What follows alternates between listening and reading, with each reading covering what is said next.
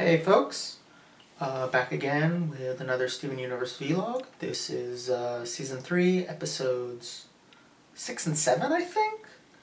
Maybe 8 and 9, I'm not certain.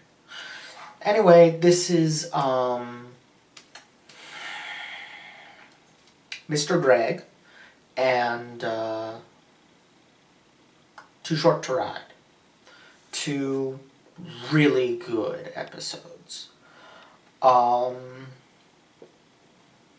Let's start with Mr. Greg. I can't believe it's taken 3 seasons for a show as musical as Steven Universe to do a musical episode. But I'm glad we got the one we did, and it couldn't have come at any earlier point. It was really great. It was really, really great. Watching, Greg and Pearl start to work out the issues between them, seeing Pearl's, feelings about the loss of Rose. They are probably the two people hit hardest by Rose's death. And we've seen that repeatedly with Pearl. That, she lost the woman she loves. It was interesting that Pearl said that men came in and out of Rose's life. Greg wasn't the first time that she hooked up with a human man, apparently. But she always eventually stayed with Pearl, which makes sense because they lived for thousands of years together. A human lifetime is a blip in that. So even if she stayed with a man for his entire life, she'd come back to Pearl after he died. Or if they stayed together for years and then she came back back to Pearl, or if they had a weekend fling and then she came back to Pearl. Pearl was confident she would always come back until the time that she didn't, because she had Steven. And it's interesting that Pearl seems to fixate on blaming Greg. Because really, what are her options? She can blame Steven for being the cause of Rose's death. But she loves Steven. And I don't think she does that. That's kind of been a thing that's been sort of explored to an extent in previous seasons, and I don't think she has resentment towards Steven for taking Rose away. She could blame Rose for it, but it's difficult and dangerous to be angry at people we love.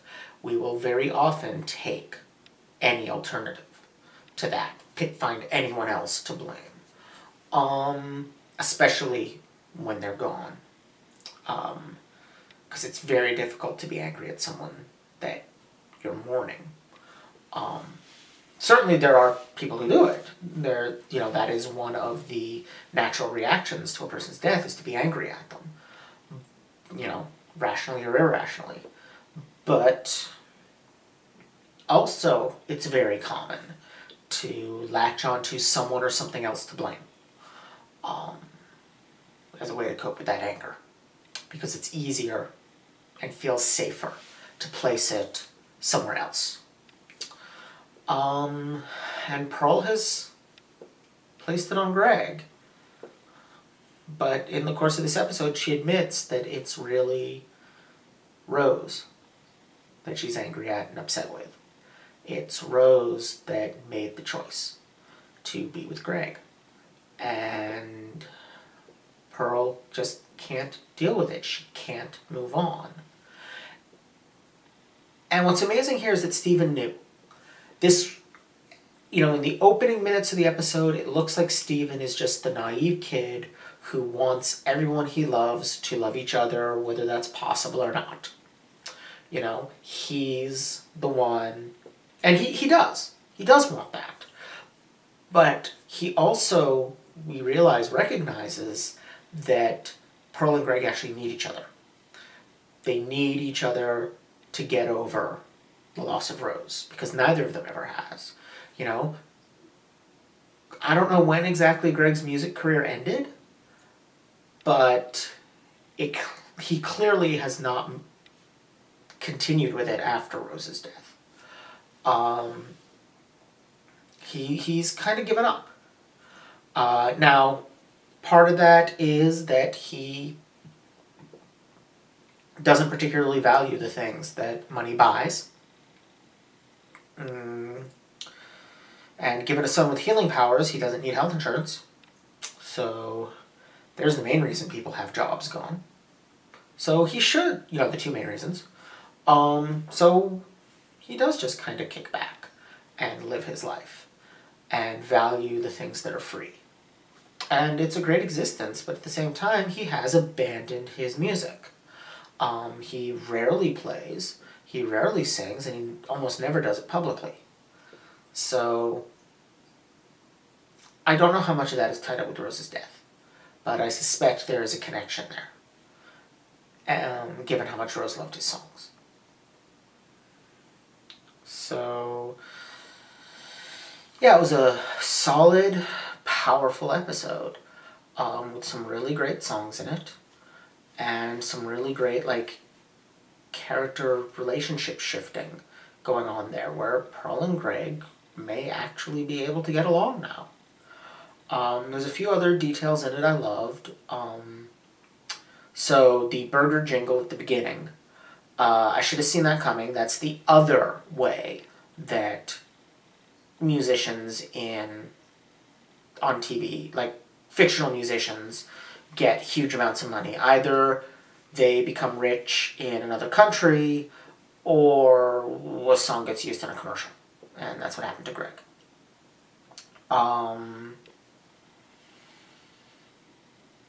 And yeah, Marty would be legally obligated to pay the writer of the song. That is a bizarrely enormous payout for such a jingle, but okay. I bet you Marty wrote the lyrics so that he could claim half ownership and take half the money. What else? The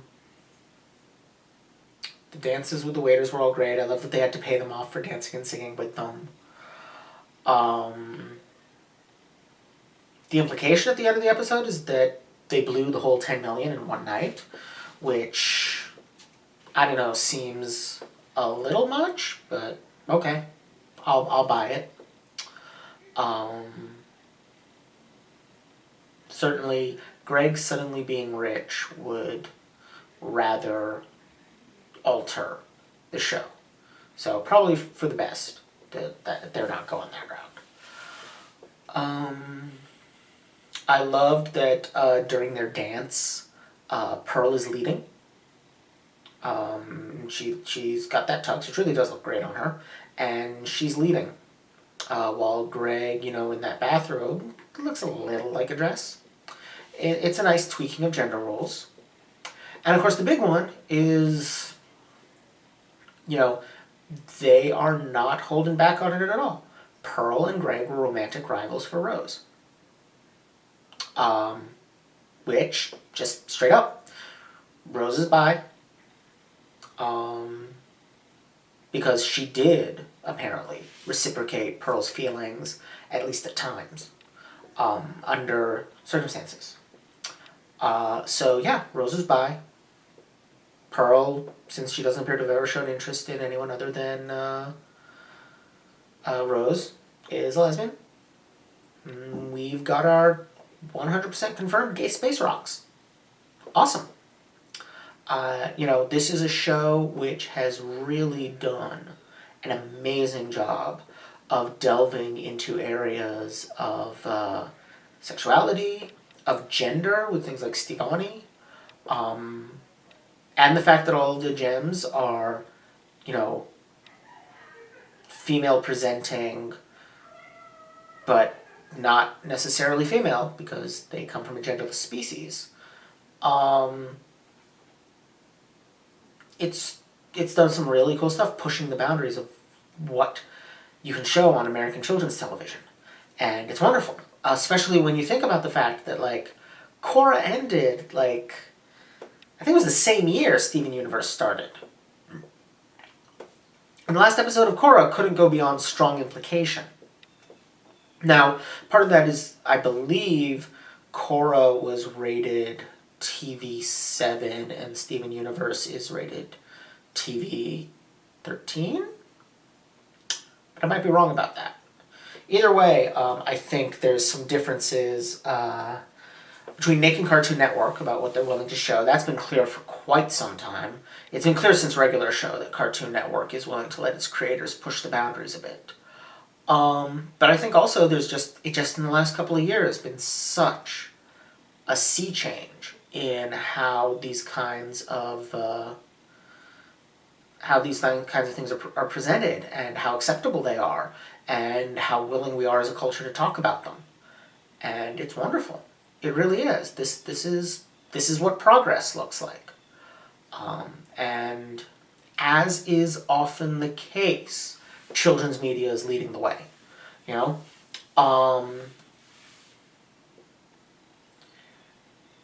You look at children's media of, 80s and 90s, and you see a lot more diversity than in adult media of the time, by and large.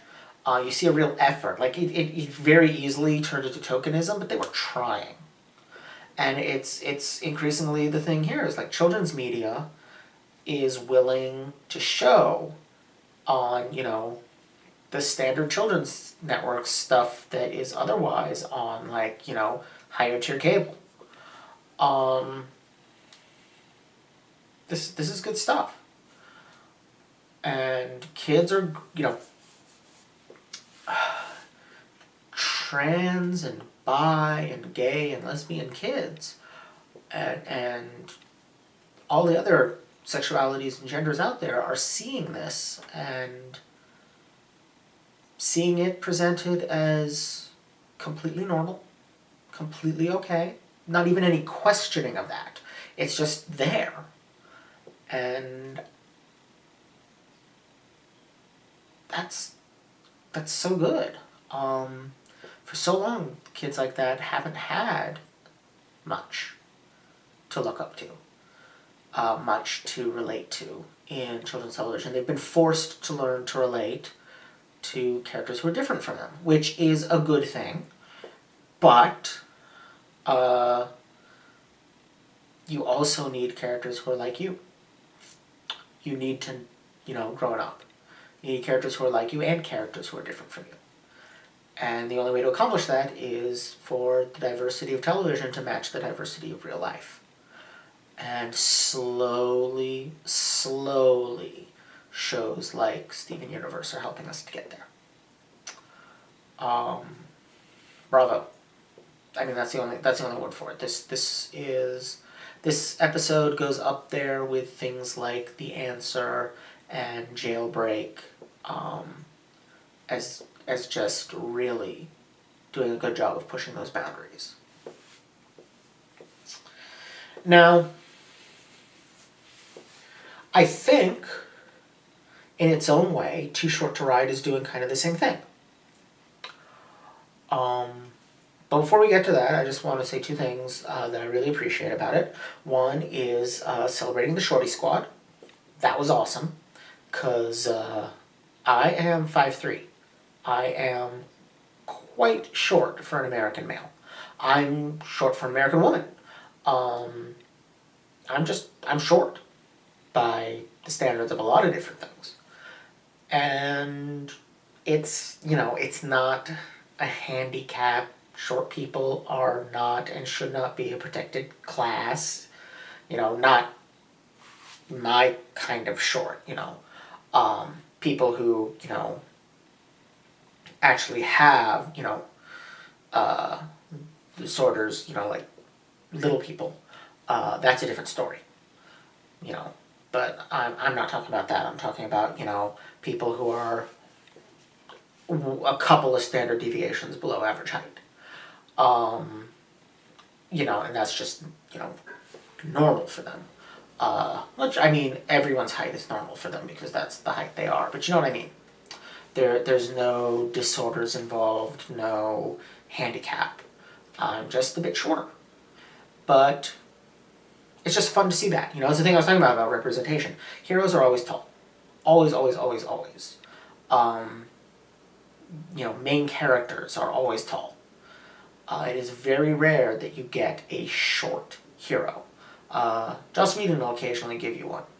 Buffy is, I think shorter than I am. I think Sarah Michelle Gellar is shorter than me. But it's rare. And it's nice to see. Just every once in a while, it's nice to see. You know, I've talked about this in some of my other vlogs. It's nice to see the occasional short hero, the occasional fat hero, the occasional hero who deviates from, you know, our expectations of the hero in the same ways that I do. Because it's nice to see people who are like you and people who are different from you. It's healthy to see both. But that's not what the episode is about. I also love the way Peridot latches onto that alien. It's adorable. The way she clutches it, once she finally gets it, she's just really cute with it. And it's a side of Peridot we haven't that much seen. But, you know, she latches onto it like a kid latches onto a stuffed animal. You know, it's her friend now.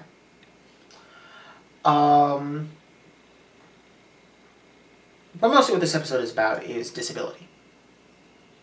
Peridot is brought along by a couple of friends who don't share her disability.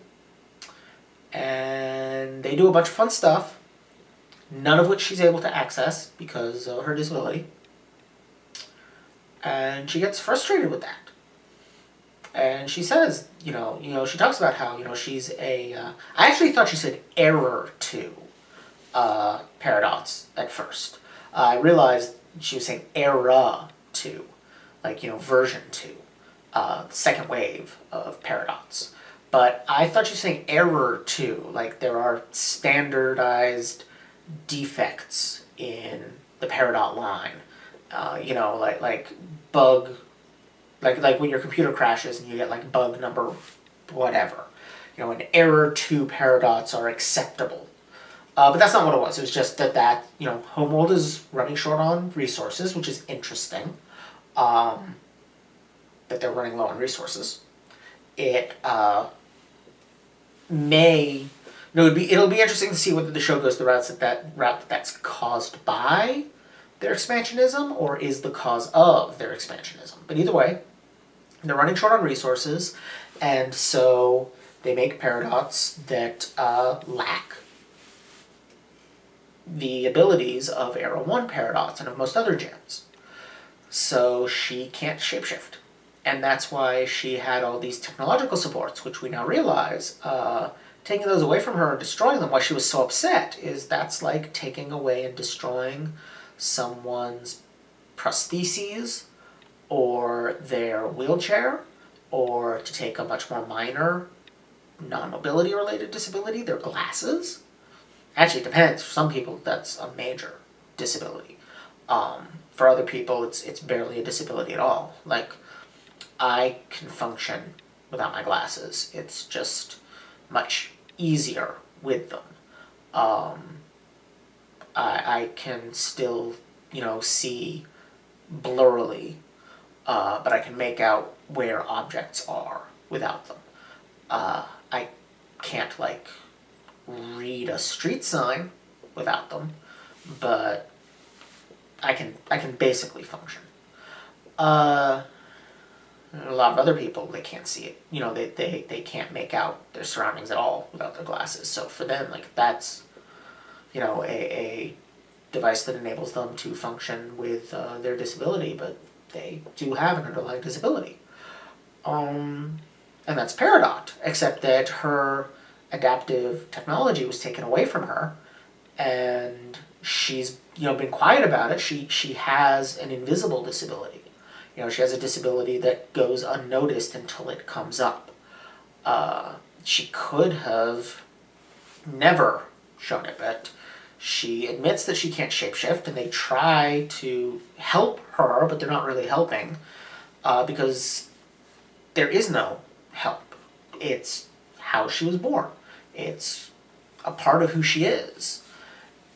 You know, there's, like I said, adaptive technology, but there's no quote-unquote solution any more than there's a solution for any other aspect of a person's identity.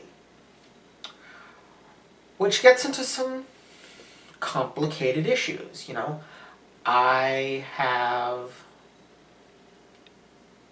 a couple of psychological disorders, which those are a form of disability. They're visible disabilities, but I don't feel that they are part of my identity, even though I cannot remember a time at which I did not struggle with psychological issues. Like, I may or may not have been dealing with them as a small child. It's hard to tell, but definitely from the time I was in school, basically, I was having more and more problems. Not problems with school so much, though that did eventually start happening, but just, you know, like emotional kind of stuff. And for me, I don't consider them part of my identity. I would very happily have them removed if it were possible. And I have no issue whatsoever taking medication to help me deal with the effects of them. But I know for some other people, especially some physical disabilities, or many autistic people, or, you know, a host of other things, there are people for whom they're like, they do consider it a part of their identity, and they don't want it taken away because it's who they are. And those are both, I think, legitimate positions. And I think in the case of Peridot,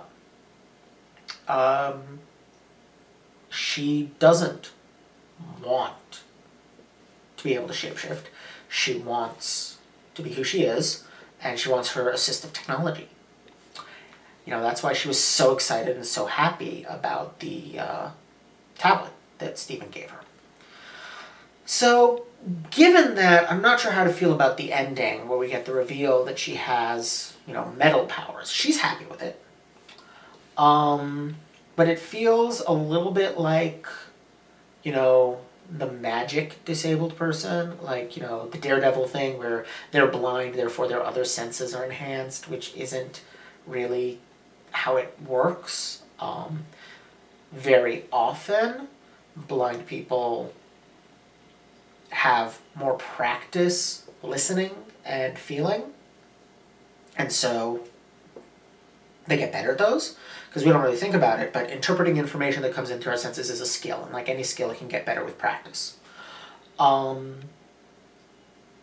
it's not like their ears magically get sharper because they're blind. And it's the same, I think, you know, and I'm worried that that's what's going on with Peridot, is that they're like, oh, because she can't do this, she gains the ability to do that. Now, it's a pretty nonsensical transition if that is what they're doing. Like, what does, not being able to shapeshift have to do with powers over metal? But, I don't know, I'm for now, I'm going to trust them and see where they go with it. And because so far this show has not done me wrong, ever. I don't think there's been a bad episode yet, which is kind of staggering. Because they've been doing 20-odd episodes a season. We're now getting into the third season. They're up to about 60 episodes where I am, I think. And to even given that they're 11-minute episodes, so that's the equivalent of 15 45-minute episodes? Not a lot of shows can go, 13 hours of show, 12 hours of show without a single bad episode. That, let alone a single bad 11-minute chunk for, shows that are longer. This is solid stuff. This is a solid team, and I'm willing to trust them and see where it goes. I think that's about it. So I'll see you all next time. Bye.